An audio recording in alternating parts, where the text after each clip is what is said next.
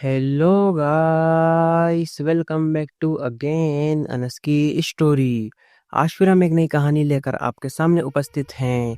दोस्तों, video start करने से पहले मैं आपसे एक बात कहना चाहता हूँ।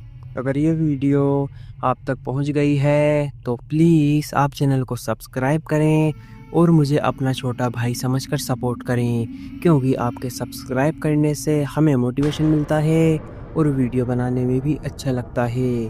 तो प्लीज़ आप लोग मुझे सपोर्ट करें। तो चलिए शुरू करते हैं आज की कहानी। मायाजाल हॉरर स्टोरी। साल 1992 के अक्टूबर महीने में मध्य प्रदेश के एक दूर दराज गांव चोरेटी में कुछ अजीब घटनाएं होने लगी थी। एक पुरानी हवेली जो वर्षों से वीरान पड़ी थी, रात होते ही रहस्यमयी चमक से भर जाती। लोग कहते थे कि वहां रात के 3 बजे एक औरत की चीखें सुनाई देती थी और हवेली के बरामदे में लटकती हुई परछाइयां किसी साई की तरह घूमती थीं।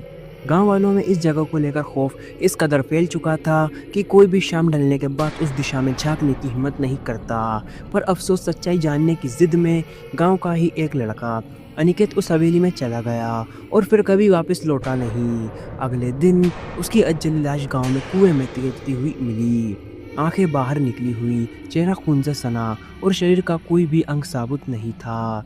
अनिकेत की मौत ने गांव को जैसे थर्रा दिया था। कुछ लोगों ने इसे भूत प्रेत का काम माना तो कुछ ने पुलिस को बुलाने की बात की, पर जब 2 पुलिस वाले जांच करने आए और उनमें से एक की चीखती लाश हवेली के अंदर मिली तो सब कुछ साफ हो गया। यह कोई नॉर्मल घटना नहीं थी। गांव के बुजुर्ग बताते थे कि उस हवेली में 100 साल पहले एक काली तांत्रिक भैरवी ने मृत्यु के बाद भी अमर होने के लिए एक राक्षसी साधना की थी।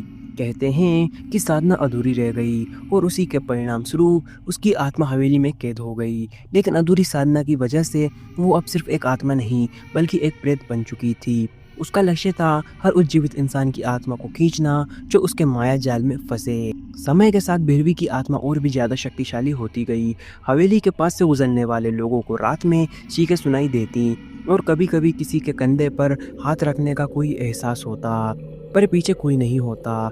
गांव में एक के बाद एक 5 मौत हुई। सबका तरीका एक जैसा, आंखें बाहर, शरीर जला हुआ और चेहरा ऐसे जैसे किसी ने उबले हुए पानी में डाल दिया हो। गांव के बाहर के कुछ मीडिया रिपोर्टर्स और यूट्यूबर्स भी जब वहां सच्चाई जानने के लिए आए तो या तो वे लापता हो गए या फिर अपना मानसिक संतुलन खो बैठे। इन घटनाओं के बाद चोरेटी का नाम धीरे धीरे देश भर में फैलने लगा, लेकिन कोई भी उस हवेली की सच्चाई सामने नहीं ला पाया। एक दिन गांव में एक अघोरी आया, नाम था गजेश्वर बाबा। उसने गांव वालों से कहा कि वह उस आत्मा को शांत कर सकता है, लेकिन इसके लिए उसे उस हवेली में 3 रातों तक अकेले साधना करनी होगी। गांव वालों ने इसे रोकने की बहुत कोशिश की, लेकिन बाबा तैयार था।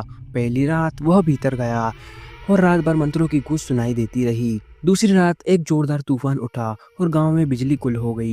हवेली से आग की लपटें उठती हुई देखी गईं। तीसरी रात तक बाबा की कोई आवाज नहीं आई। सुबह जब गांव वाले पहुंचे तो उन्होंने देखा कि गजेश्वर बाबा का शरीर राख हो चुका था और हवेली की दीवारों पर खून से लिखा था, ये आत्मा अब और जाग चुकी है। अब हवेली केवल एक प्रेत का वास नहीं थी बल्कि एक भूतिया मायाजाल बन चुकी थी। जो भी उसके पास जाता वह एक भ्रम में फंस जाता। उसे अपने चाहने वालों की आवाज़ें सुनाई देती, पुरानी यादें दिखती और फिर जब व्यक्ति उन ख्यालों में खो जाता तो भैरवी की आत्मा उस पर हमला कर देती। उस दिन के बाद गांव के आसपास 5 किलोमीटर का इलाका वीरान हो गया। सरकार ने उस हवेली को प्रतिबंधित क्षेत्र घोषित कर दिया, लेकिन आज भी कुछ साहसी युवक यूट्यूब के लिए वीडियो बनाने के लिए वहां पहुंच जाते हैं और उनमें से कोई भी कभी वापस नहीं लौटता। यह कहानी सिर्फ डरावनी नहीं बल्कि एक खौफनाक हकीकत है। एक ऐसा साया जो कभी नहीं सोता, कभी शांत नहीं होता। यह कहानी केवल मनोरंजन के लिए है। इसका उद्देश्य किसी भी धार्मिक या सांस्कृतिक भावनाओं को ठेस पहुंचाना नहीं है। अंत में मिलता हूँ आपको नेक्स्ट वीडियो में किसी नए टॉपिक के साथ। तब तक love you so much NS की जनता। अगर आप लोगों के पास भी कोई डरावनी हॉरर स्टोरी है तो आप हमें इंस्टाग्राम पर डीएम करें। जय हिंद, जय Bharat.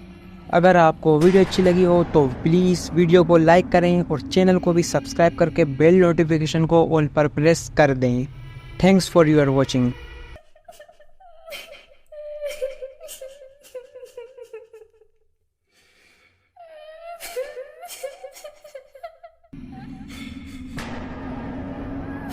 Ha ha ha ha.